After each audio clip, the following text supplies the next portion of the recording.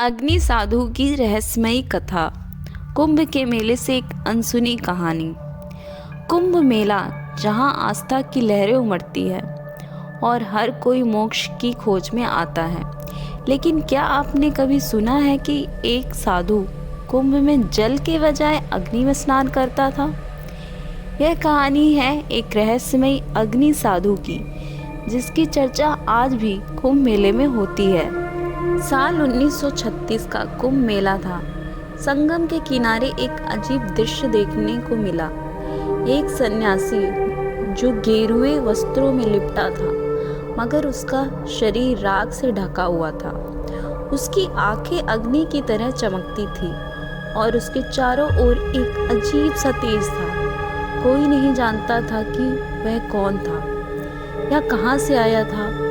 लोग उसे अग्नि साधु कहने लगे, क्योंकि उसने घोषणा की, मैं गंगा में नहीं अग्नि में स्नान करूंगा। कुंभ के स्नान पर्व पर जब लाखों श्रद्धालु संगम में डुबकी लगा रहे थे, तब यह साधु एक विशाल यज्ञ कुंड के पास बैठा था। उसने अपने चारों ओर अग्नि जलाई और धीरे धीरे उसमें प्रवेश करने लगा। लोग भय और आश्चर्य से यह दृश्य देख रहे थे।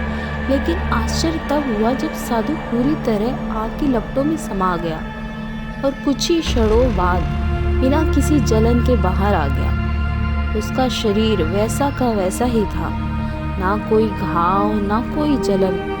लोग उसे दिव्य शक्ति का स्वामी मानने लगे।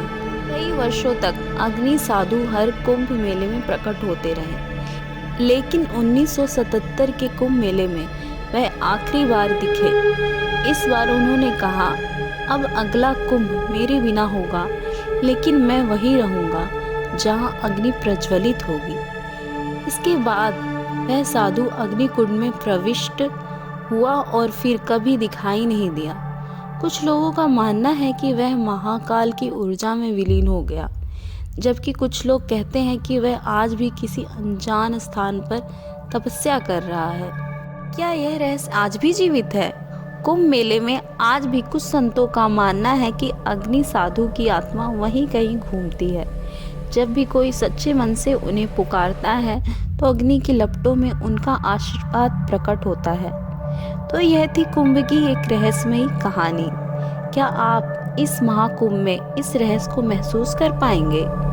कौन जाने अग्नि साधु कहीं आपके आसपास ही हो।